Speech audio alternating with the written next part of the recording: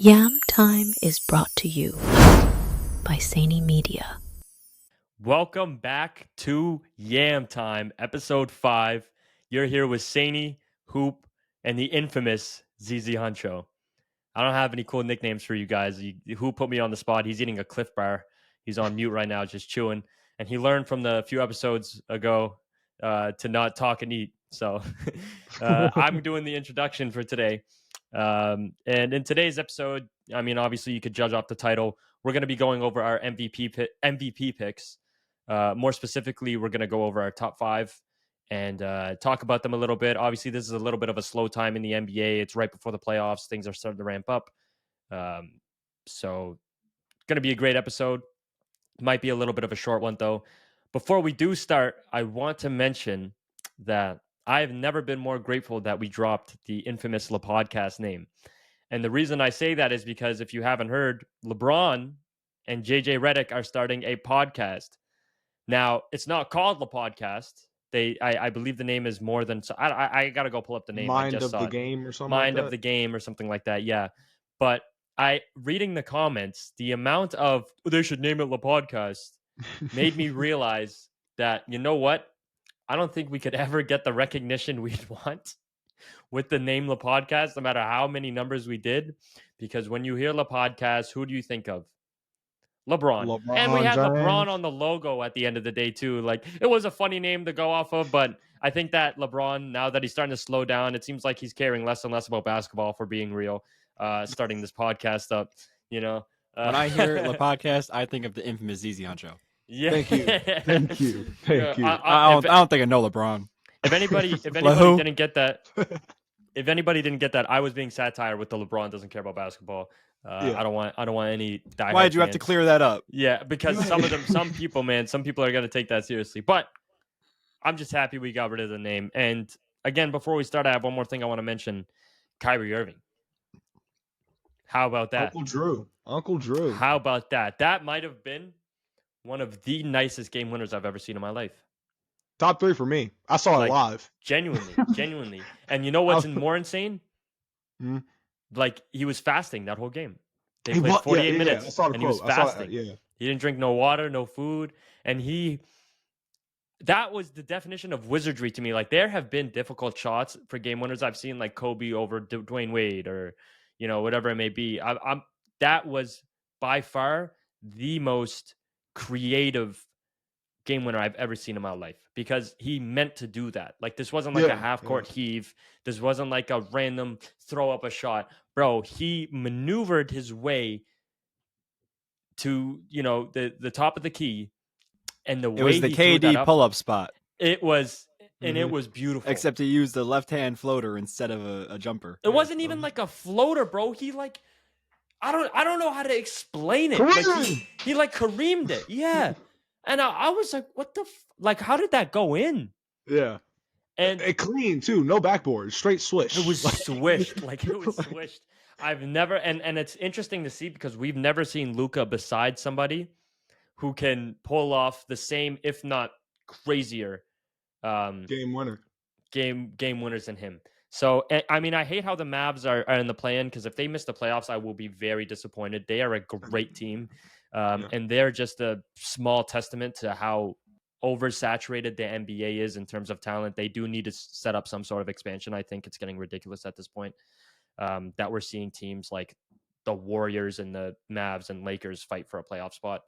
But I don't want to ramble on too much about it. If you guys have anything else to say, feel free. If not, we can kind of move into our MVP discussion. From the Kyrie game, I just want to say, like, my experience watching it. So I had just saw on my phone, I got a notification that, like, the game was close. I think it said that the Nuggets were up 3, right? So I'm like, okay, and then it said it was like 2 minutes left. So then I get on my phone, I go to YouTube TV, and I find the game, right? And I'm watching. It's like 25 to 30 seconds left. You have YouTube TV? I have my friend's YouTube TV. Shout out my boy Caleb. All right. I was gonna say, I've never met anybody that pays for YouTube TV. Nah. I was okay. Hey, Shout out my slide boy the login real quick. Caleb, Hoopology wants your login. You should give it to him. He's famous. But anyway, yeah. So I'm DM me on IG, listening, Caleb. right? But he probably will. But so anyway, I'm sitting there and I'm watching it, right? And the Mavericks are down 3. So I'm sitting here. They call a timeout. I'm thinking to myself, Jason Kidd, what do you have in store? What the hell are you going to draw up that we already know is going to go right to Luka Doncic? And somehow, some way, marvelously, the play call that they designed gets Luka the ball butt naked open for like it was like a couple feet behind the 3-point line. So I wouldn't say like too long of a three, but butt naked open. Luka Doncic game on the line. What are you doing? Knocks it down, right? So then they get to the play call with Kyrie, and it's an out of bounds play. So I'm sitting here and I'm like, okay, is it going to go back to Luka again? This is like, but then I'm thinking, okay, Kyrie's actually cooking as well. Luka had 37 up until that point. So I'm like, yo, all right. Kyrie gets the ball, like Sadie said. I mean, looking at it like live, you would think, okay, Kyrie's like, Loki looks like he doesn't know where he's going. He's got Jokic on him. And then he just casually raises up his left leg and throws up a Magic Johnson baby hook, like, and over a 6'11" Nikola Jokic, mind you, and it is bottom of the net. I literally had my jaw dropped. Like from what Hoop said earlier, when you think of the podcast, you think of ZZ Huncho, you think of the Steph Curry story. My jaw dropped as just like that. Like that, like that's what I was like, oh my god, there's no way. So yeah, I forgot that's Z was Zesty trending. Huncho. I forgot Z was trending on Twitter for a little bit for the wrong reason. yeah. Let me tell you something. The way I saw it, and ZZ Huncho's head was, I'm trending on Twitter. But I don't care what y'all talking about. I'm trending on Twitter. Talk to me That's nice. awesome. I'll say this right now, talking about that clip. Nico Mannion, off air, told us that he'd send us Virtus Bologna signed jerseys, Yo. and like a Nico Mannion jersey is fire, but it's the fact that it was the like Italian one, or what Yeah. was it? The Italian national team. It was No, the it was the Belize. Oh yeah, no, it was yeah, If I'm butchering that name, I apologize. But it was I'm Bologna. not Italian. I don't know how to say it. I can't say it. It was whatever, you know. It was tough. Google it. He never gave it to us. Yeah, all I'll it- say. Here's the thing, in his favorite, he still follows us too, so he's real. I'm Yeah, not shout out saying Nico. Nico's a fake guy, That's whatever. I love that. When he was playing for Italy, I even DM'd him because my friend is Serbian. So I DM'd him before the game. I was like, hey, good shit on knocking out Serbia. He DM'd me back. He said, appreciate it, gangsta. I did that to troll my friend. I was like, bro, I got my boy cooking your team right now. So shout out Nico Manion. That's my guy. Yeah. But, Shout out Nico. On the right Hey. day, I'll use that contact on my phone. yeah. Nico, oh god, that's the craziest part. I'm telling my friends, bro, I got a guy that used to play on the Golden State Warriors in my phone. What you talking about, bro? But I mean, shout out. I'm not gonna hold that against him. I'm sure he was busy with the Yeah. Hooperverse stuff when that was coming up. So I'll hold it against him. we'll Nico, leave if it you at see this, if you see this, Nico, hop back on. Explain why you ain't sent us the jersey. That's all you got to do, bro. Come on, bro. that. All right. Anyways, moving on to the MVP. Is going to be a bit of just banter between us. I'm sure one of us disagree with something. So I wanted to set up this episode mainly to argue. I'm in the mood to argue with one of you. I think you all know exactly what I'm finna argue when we get to the end of this list. So we'll wait for that. We're going to wait for that. But let's just go through our top 5. I mean, it's pretty simple. We'll go over why we think each player is at the position we put them in. And we'll move from there. We'll go from 5 to 1, of course. I can start if you guys don't want to. Bet you got it. At number 5, I have Jason Tatum. And the reason that being is the Celtics are number 1 in the East for good reason. The reason I don't have Jason Tatum higher is because, obviously his team is great around them too. But, you're looking at his season stats, 27 points per game, 8.3 rebounds per game, 4.9 assists on the best team in the league, the number one team in the league. I think you have to put him up there. Right? Like if you don't put Jason Tatum on the MVP list, it's a little bit of a blasphemous take. Best player on the best team. My main reason for it. I'm not calling him a superstar yet. That's a hint for the next episode. Name? That's an episode. Saying, you heard Sadie say if you don't have him on your list, you don't have to have. That's a hint for the next episode for the viewers. Z, I don't want you starting yet. We got a week to wait before we start with that. But that's my number 5. Do you guys have any objections? If you have somebody different at number 5, say it. If you don't, then we'll just keep the list and we'll try and combine the list. I have Giannis. What? That's crazy. What?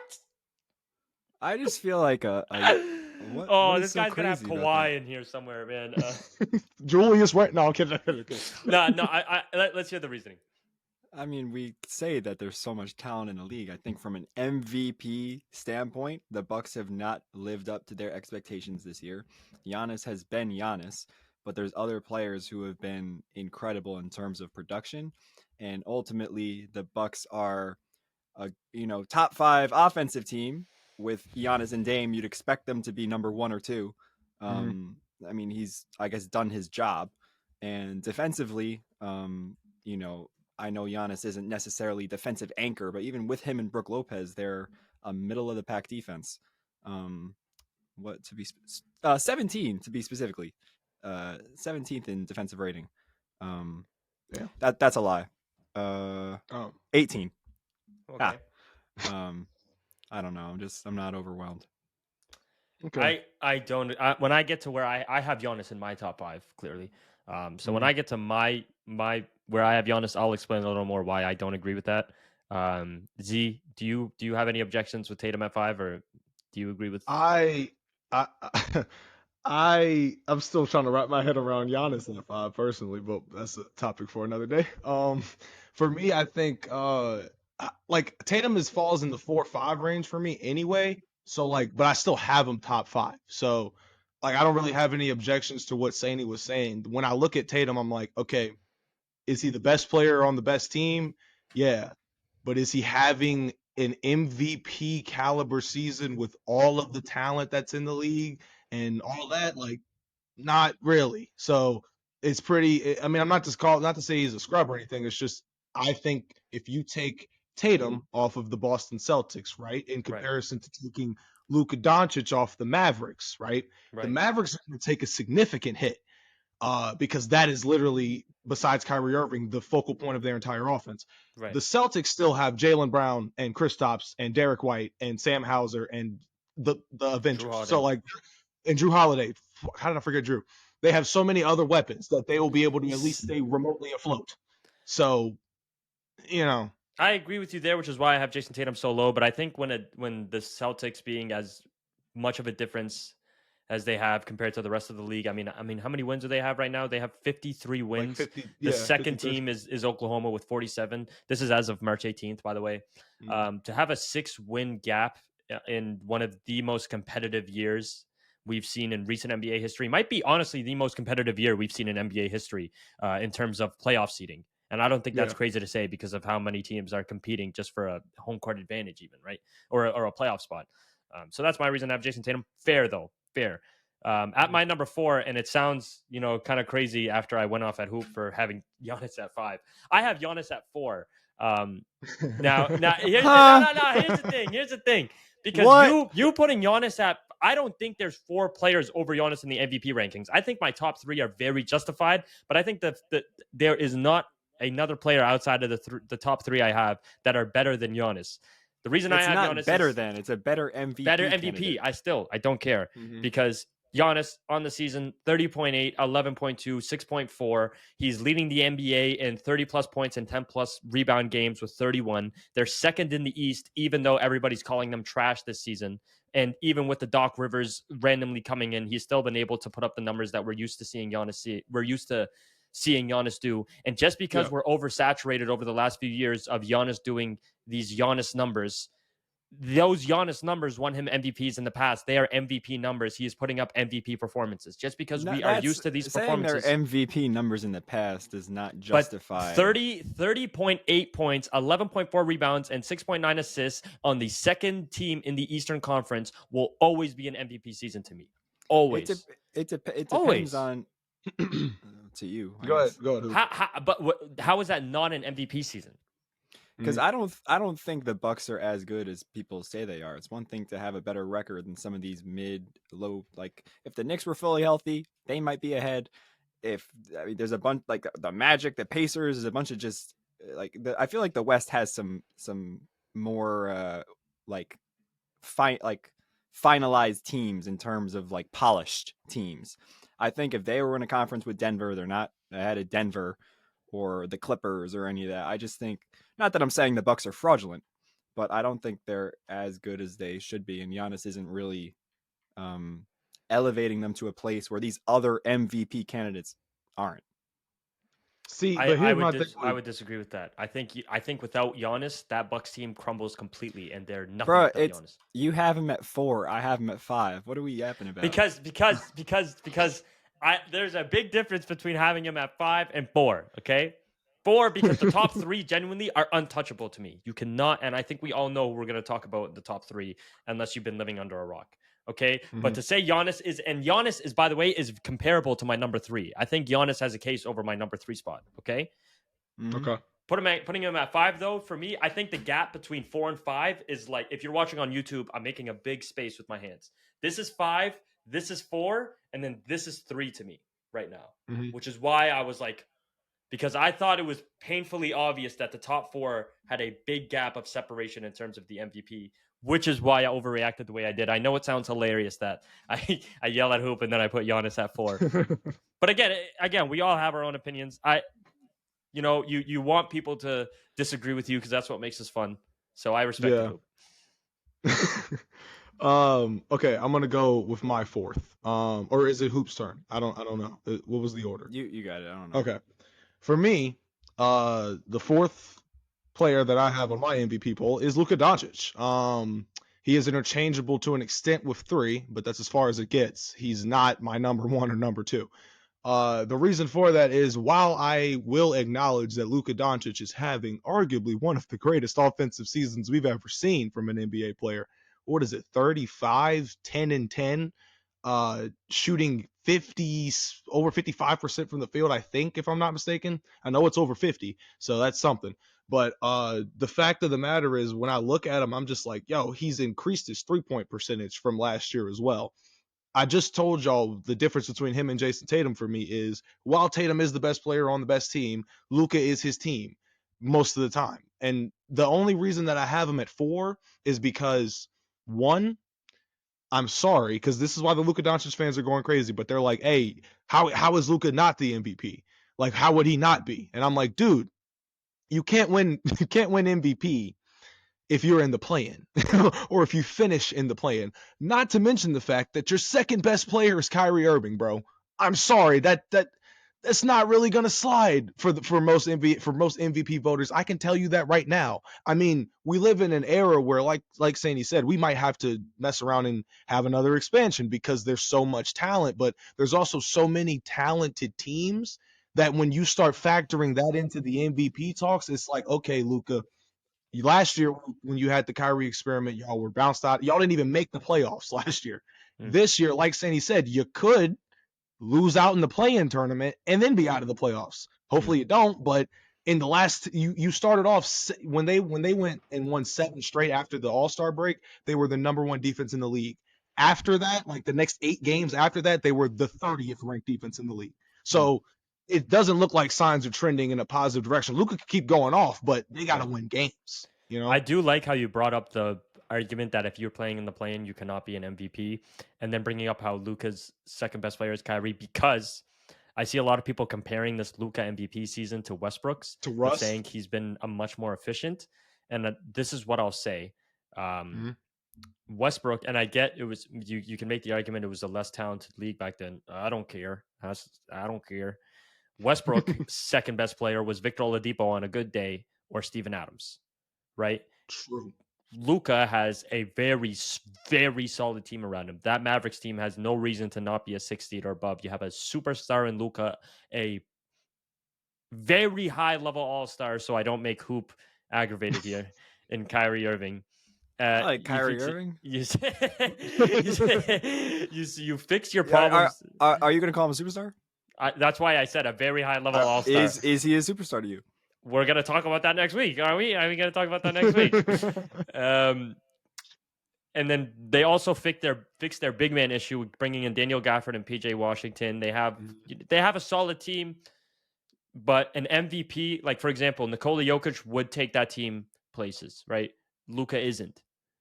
So that I do really like that point and why you have him where you have him. Yeah. I got Tatum at 4.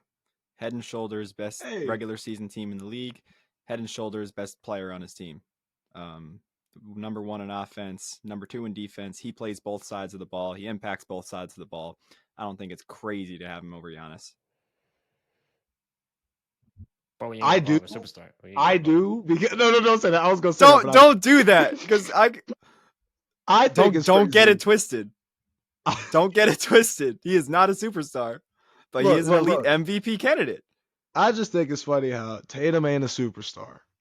Yet that leads me to wonder what the hell is Giannis? Because good lord, I mean Giannis is averaging 31 and Giannis 10, Antetokounmpo is a better player than Jason Tatum.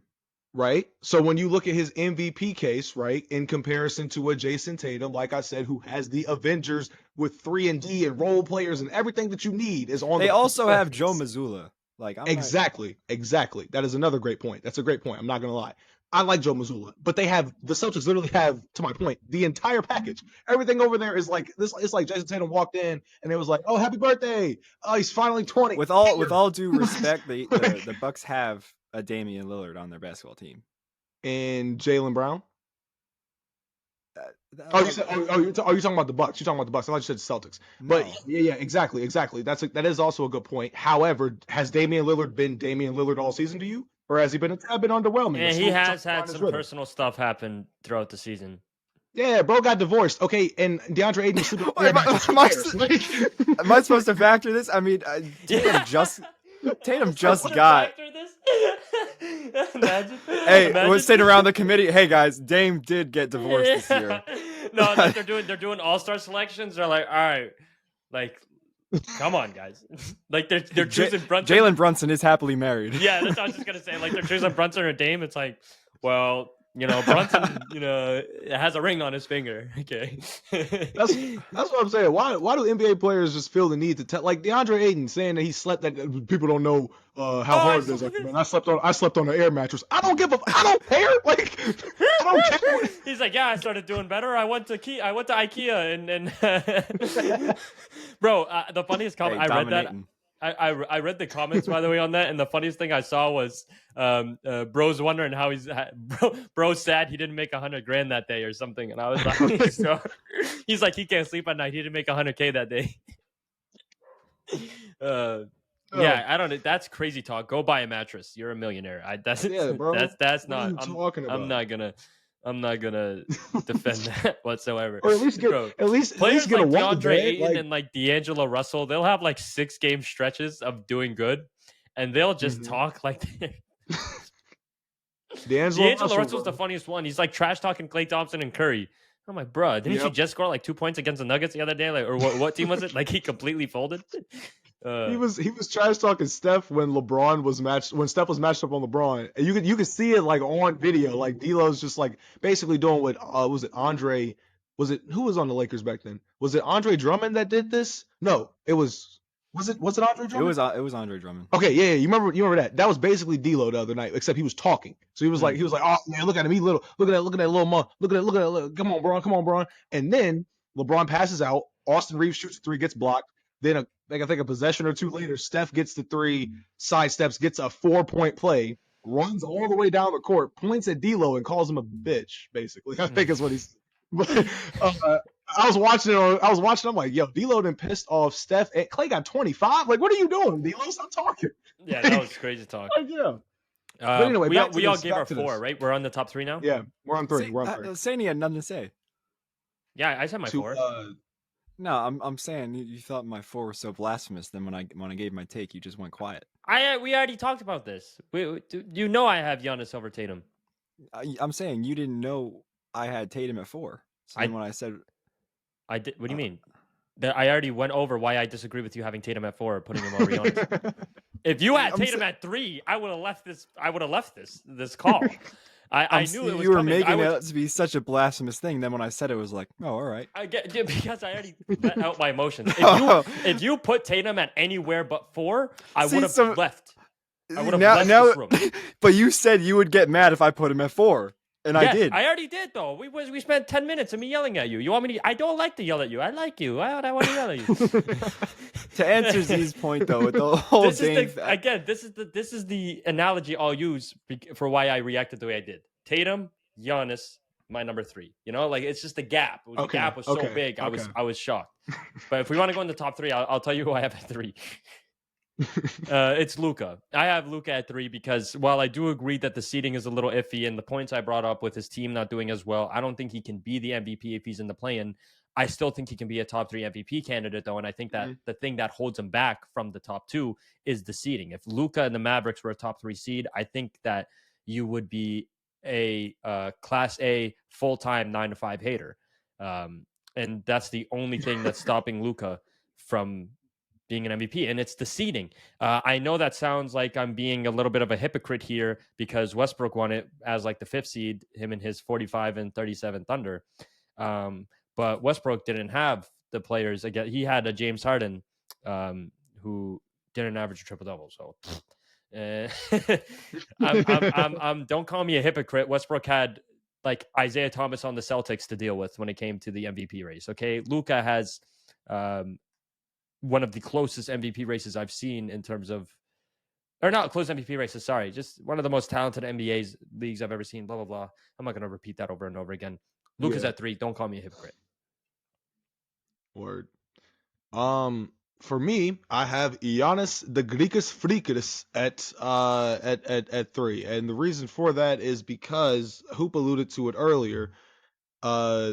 Giannis is one of those players where he plays both sides of the ball, and when you look at his numbers this year, despite how many people have tried to tell us that the Milwaukee Bucks are trash and garbage, when they have consistently been either at the top of the conference at the beginning of the season or at number 2. They haven't fallen to 4. They haven't fallen into the play-in. They've consistently been at the top of the Eastern But Conference, right behind the Celtics. Look at the teams that, like, what's happening to these teams. If Joel Embiid is healthy right now, there's absolutely a possibility of them being a 2 seed. If the Knicks are fully healthy, there's an absolute possibility that this happens. The Bucks falling is not, it's based off circumstances.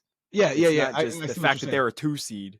Yes, You know? but at the same time, I look at Giannis Antetokounmpo amidst all of the noise and what he's averaging, 31, over 10 rebounds, and when you look back at NBA history at guys that have averaged the numbers, because y'all said it earlier, Giannis is averaging numbers that were good enough to win him MVP when he won MVP back-to-back. He's averaging better numbers than that. He's shooting better than he was back then in his last MVP and the year prior. As a matter of fact, in terms of analytical, like when we dive into the analytics, this man is shooting historically great and putting up numbers across the board that are historically great. When you look at Giannis's numbers, for example, for his, what is it, 31, 11 rebounds, was it 5 assists maybe? I'm just estimating.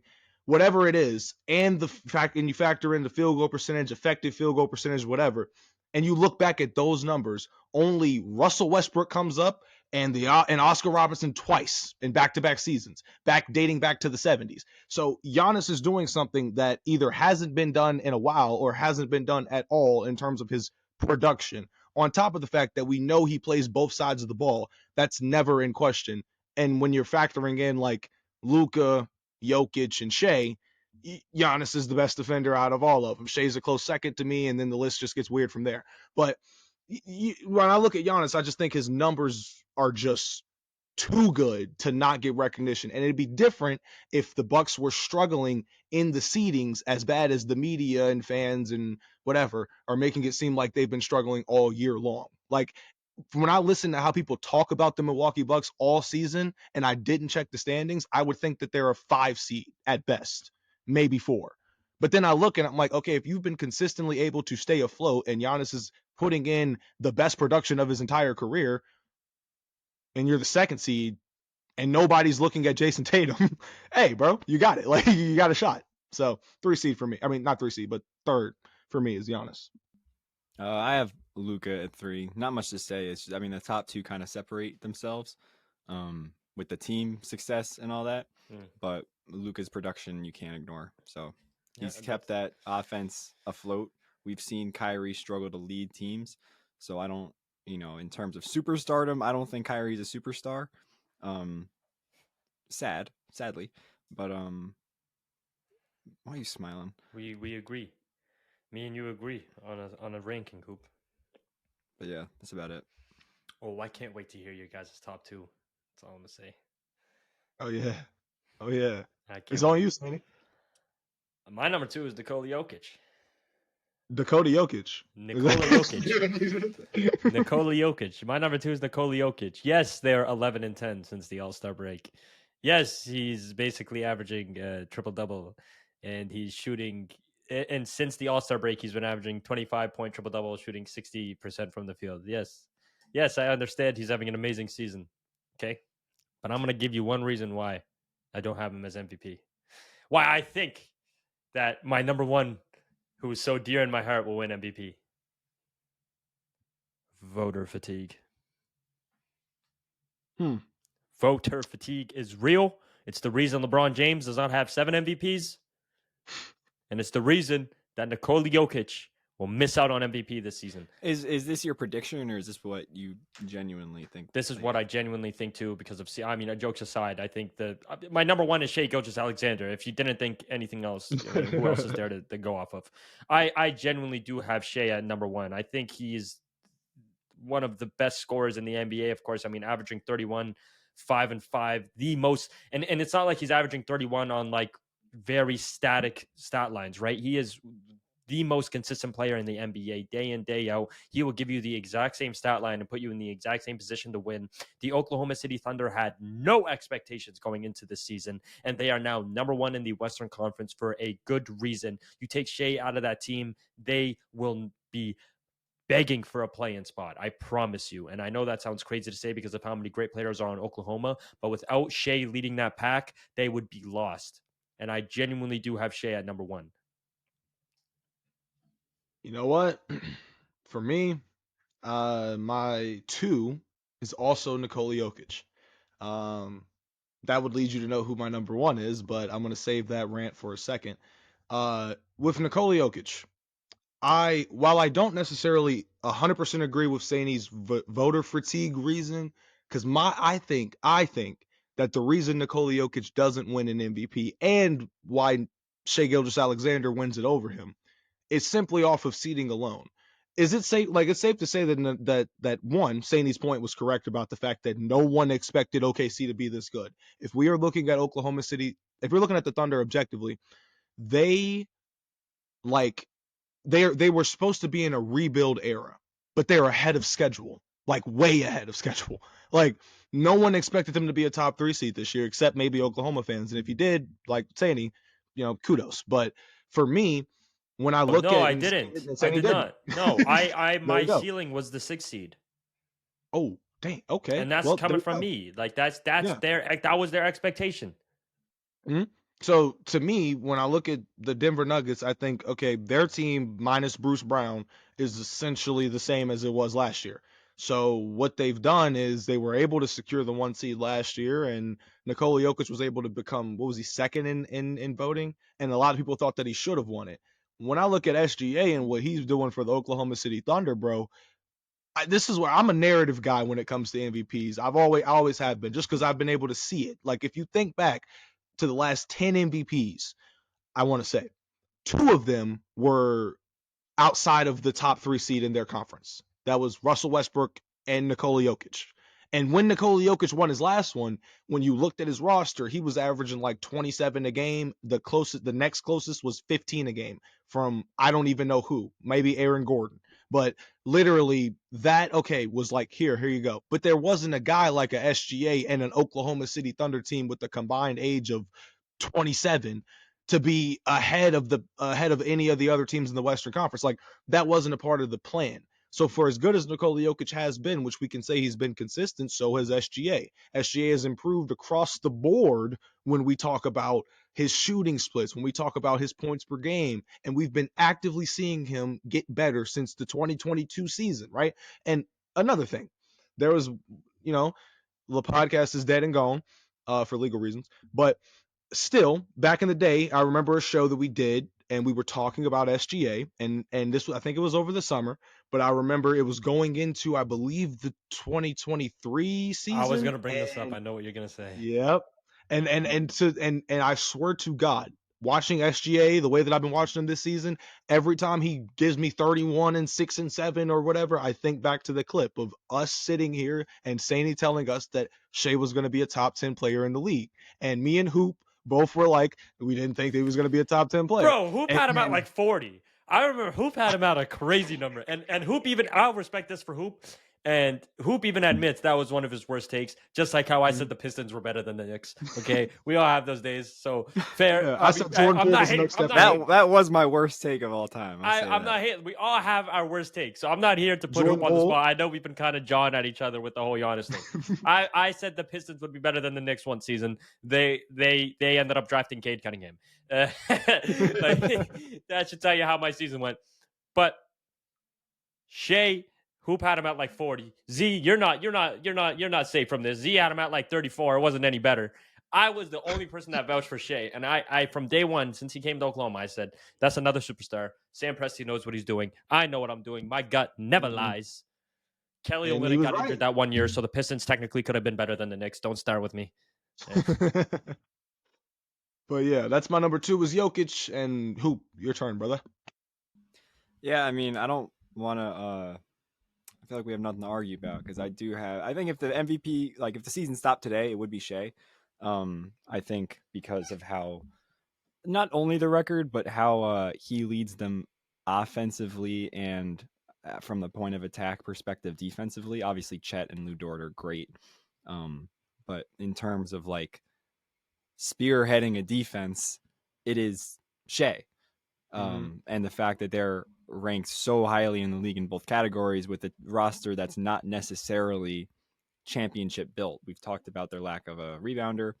They still at the start of the season had like project players, rookies. Yeah. Yep. Case If and this Wallace. was like, if this was a random championship players, team, yeah. they would not have, with all due respect, Josh Giddey.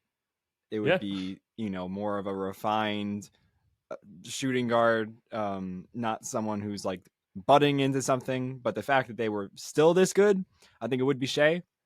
My gut feeling is that the close of the season, Jokic is gonna like continue this production, or even better.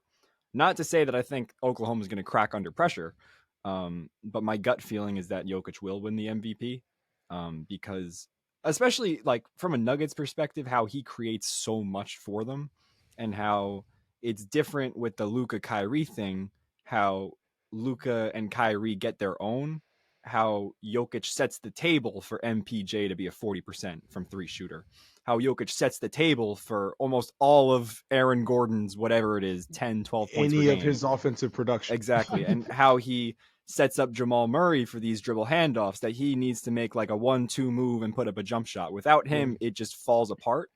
So the fact that, and I'm not saying Shea doesn't do so much for the Oklahoma City Thunder, but watching how the Nuggets roster is constructed, the fact that they're still a top 10 defense with not incredible defenders, KCP and Aaron Gordon are great, but Jokic is doing a more than serviceable job on the defensive end. The fact that he is averaging whatever it is, a 25-point triple-double, those averages on the season will get real close to a triple-double if he continues. I think he'll end up taking it. But if it were to stop today, I'd go Shea.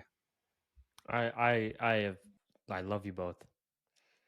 I thought I was coming here with way more smoke, but thankfully I didn't because we're nearing the 40-minute mark, and you guys don't need to hear me ramble for another 30 minutes. But I appreciate it. Both of you. If Brunson was in the MVP talks, I'd say the same. I don't even know who Z likes. He switches teams every year. I'm the Kevin Durant of this show. If Steph Curry was in the talks, I'd say the same. I think this is a great way to wrap up the episode, though. I know this was a bit of a shorter one. We do have a banger coming out next week, though. We wanted to kind of save it because we're bringing back. It's some not. old vibes. It's not a debate. It's not a debate. That should tell you we're I doing will a tell you debate this. episode again, just like the James Harden one, just like the Klay Thompson one. You guys remember how fun those were? This will top. I'm about to say this is James actually, Harden. It was like was someone like- had to take. I was like, I'll take that side. This I've been standing on this for the last 4 years, bro. I've never seen anybody stand on business the way Hoop does on this. My entire TikTok career. I remember, and Hoop used to have, when we first started the podcast, his little minions funneled over, and Hoop would say Jason Tatum isn't a superstar, and I would get the heat from it. Remember on chalkboard? Do you guys remember that? Hoop would be like, Jason Tatum was not a superstar, and then people would be like, Shane's the worst guy on the show. What is this? And I'd be like, what? I didn't even say anything. It came out of his mouth. Well, Shane, what? I hate Shane. Well, you agreed with them. Yeah. Like, but damn you for even nodding your head. I was like, yeah, Jason Tatum sucks, and Sandy's like, yeah, I mean, I guess I see your point. Maybe he just attacks Sandy. They go to the chalkboard. What Who did the you hell say? does this guy think he is? He doesn't even know anything about basketball. I'm like, bro, I'm half the time I'm just nodding my head, like, because we had like 2 minutes left in the episode, so and I'm getting the heat for it. I remember I'd be in the gym and it was so funny. We even had to address it in an episode because they were like telling me to get off the show over it, and I was like, bro, I didn't do anything. What did I say? And Hoop is just sitting there like addressing. That was the funniest. We're ending the episode. I respect Jason Tatum more than Hoop does, for all you Boston Celtics fans out there. Same. This has been a great episode. We'll see you guys in episode 6. I put him the highest on my MVP ladder. Just saying. Peace.